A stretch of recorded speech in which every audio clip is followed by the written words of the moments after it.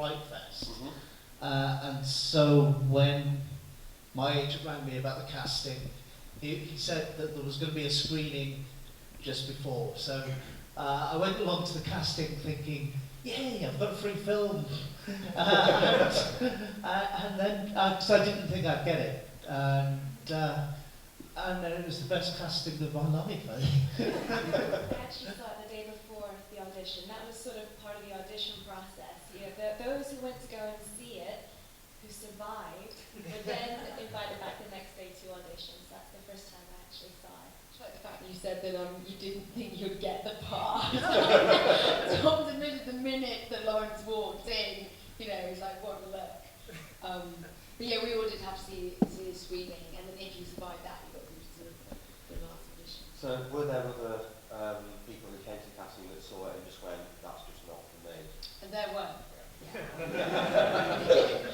No, that's there. I mean, I think there was two moments I found in writing you guys when you sort of had to think, okay, what am I doing? The first was when we heard about the first project, and it really does sort of hits a nerve you don't know exists. You think, oh God, I can't eat anything for a day. And then of course we got the script to the second one, which was so different. And reading it, especially sort of Emma's brave scene there, you do think, I'm going to wake up afterwards and say, what have I done? But then you meet Tom, and he's the nicest guy you'll ever meet. He's so enthusiastic. He's so much fun. He's like the sort of Willy Wonka of gore. He just, drags you into this fun-filled gore fest. I just wanted to eat the poo.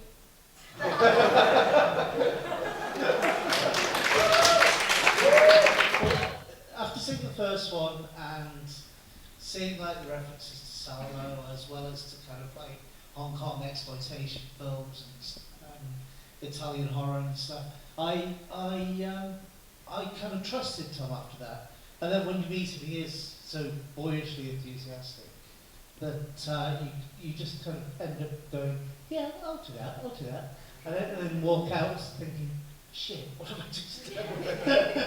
Yeah, but I didn't see a script until like a couple of months before, because it was all in Tom's head. In the actual casting, he talked through, I guess at the same time, at the same with you, he talked through every scene in kind of great detail and was talking about how he wanted things to play and so on. And I was just going, oh yeah, that's like the guinea pig films, or that's like All Night Long trilogy, or oh yeah. So I kind of knew what his references were, or kind of what he wanted to do that was different to the first film. Like the first film was about the tropes of the horror film, and it plays on those to absurd levels. And this is kind of taking that tabloid idea of the person that copies a horror film and running to extreme lengths with them. The first day of the outdoor rain machine was absolutely freezing. And it ended up, we did this one shot at the end of the day, and we'd done it 2 or 3 times. It had gone perfectly, but Tom was going, no, there was a technical problem, we need to do it again. And I said, I'm just not doing it, I'm fed up. Unless you buy me a bottle of whiskey, which he did. So that was fine. For me, it was the rape scene, and not because it was psychologically damaging, although there was that aspect as well. It's mainly because Laurence, he wasn't really pretending. He was really grabbing my hair. I lost a lot of hair at that take. I had to have it cut afterwards, actually. Thank you, Laurence. And he was like scratching my back. That was bloodshed. That was pretty grueling because we actually rolled the camera for about 12 minutes, and that was all done in one take. It was pretty grueling for that respect. Also because Georgia kept moving her ass, lovely as it is, backwards. So I've got someone pushing me forwards, someone pushing me back again, and there's a couple of neck cricks in there as well. So I think I might be slightly damaged from that, but that for me was the most grueling thing. It was offset doing my preparation for the birthing scene. I got all these medical, this is a happy birthing scene that they give in antenatal classes to actually see what happens when you give birth. And I mean, know, they try to ban this. Those are what they should ban. Watching real-life medical documentaries on giving birth scared the shit out of me. I came into set the next day and I said to Ilona, I can't do it, I can't give birth. She was going, you know, we'll take a moment before the scene. I was going, no, that's just acting. I cannot do it in real life. It's horrific, absolutely horrific. So yeah, go on the internet and check that shit out. That should be banned.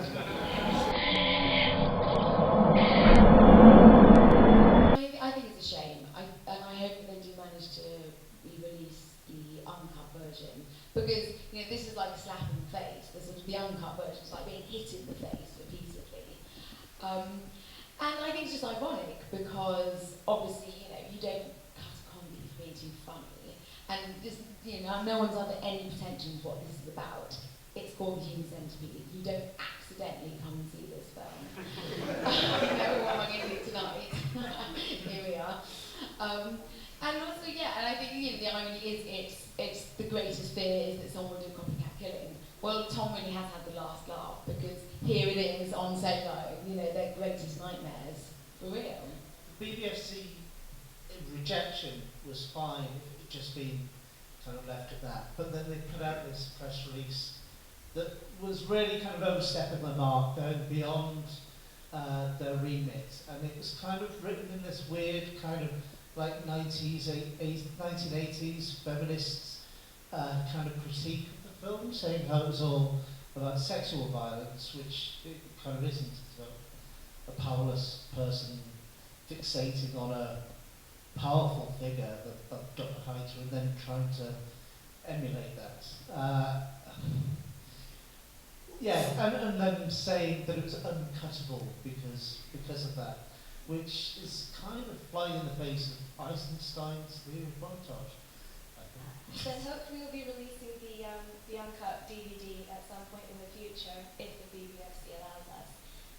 Because no one really wants to be told what they cannot go and watch. I mean, as Katherine said, no one accidentally stumbles into a movie like this. So, I mean, I'm just glad that now that we can show at least a little bit, and if you liked that, if you like that, then you can wait for the DVD and see the whole shebang. Eureka hopes to resubmit it, kind of 4 to 6 months down the line to see if they will then classify the uncut version. And if not, they're looking into different ways of getting an uncut version to the British public that are interested. Australian release was going to be uncut, but now we're waiting until November the 28th to find out if that's going to be the case or not. So, the American version, the cuts are longer than this, because I think with this version, they've taken out fragments of scenes, whereas with the American, they've taken out whole scenes. So.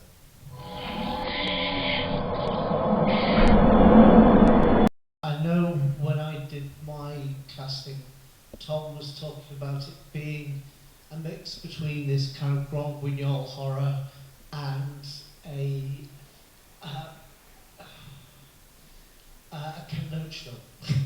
So he was talking about draining the colour from it at some stage initially, and I think whilst he was playing around with draining the colour, he just went too far. As far as it stands, this is it. This is the version. But because I know that Tom's talking about doing part 3 in kind of rich, saturated colours, so then the 3 will kind of blend together, because the first one's got that very kind of silvery, kind of mid-70s European policier kind of look to the quality of the film. So I think he's just trying to. We've spoken to Tom, and the plan is for it. Part 3 is going to be called Final Sequence, and then obviously put this to bed and go off and make other types of films. So watch this space. We may well have part 3, probably not next year, but maybe 2013. And you said part 3 starts with the end of part 2. So that he's saying that eventually you can edit them together.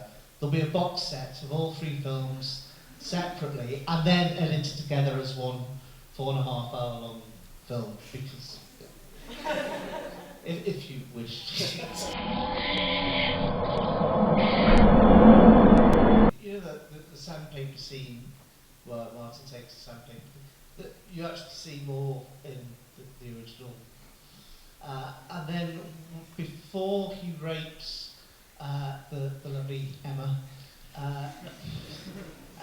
then he raps. It's more about his own self-abuse to his own body and his own misunderstandings with his own body, with his own feelings of sexuality. So it's whilst he's looking at the centipede, he then picks up some barbed wire from the floor and wraps it round, and we see a close-up of it dripping with blood as he squeezes it. And then he breaks off from that and rapes the centipede. The rape slash joins in unison with the centipede. Very funny, I realise. The more we watch this, you've probably heard us in hysterics at the back. I think there is a lot of comedy in it. I don't know whether it's sort of to relieve the sort of, gore in your face, but it is, I don't know if you guys found it funny. It's hysterical. I think my favourite part of the whole thing is the fact that we never hear Martin speak, and yet somehow he pretends to be Quentin Tarantino's casting agent. Like, how did that happen? It's just that we don't see him speak. We hear references to him speaking, like his mum talks about him talking about a human centipede. So he does speak. It's just not very often. I'm a member of a disabled artists collective, and I sort of didn't want him to be mentally disabled. I mean, initially I think Tom kind of wanted him to be like a kind of like Jason or a typical kind of retarded horror figure, and I wanted to change that and make some complexity. So we talked it through between the two of us. It's more that he's emotionally and socially retarded because of his background and the way that he's been abused by everyone around him, and that's kind of affected his educational. But I think he's smart. Come back, so I'm telling you what, that poo tasted amazing. I'm coming back in seconds. That's not a joke, actually. We had to have a little note every morning about stopping the cast eating the poo, because we had a tendency to eat it, because it was, I mean, this sounds really wrong, but it's actually made of melted chocolate and condensed milk and crushed ginger nut, and it's quite warm, and hazelnuts. And then also Maddie, who plays the hooker, is vegan, so we had the vegan version as well. So there was a bit of problem, actually, I wasn't even in the centipede, I'd be sitting there with a cup of soup on the side, watching them all. But yeah, I mean, Tom is, he's like the Pied Piper, we'd follow him anywhere. And it's so fun on set as well, which maybe you get that, I don't know. But so it's not as grim as it kind of seems on set. I mean, it did end up looking like a kind of Herman Nitsch, Vienna actionist, the aftermath of one of their performances. But other than that, it was fun. So yes, I would. Well, I'm looking forward to the Onanania play. He's got an idea for a film after the Human Centipede. Thank you very much.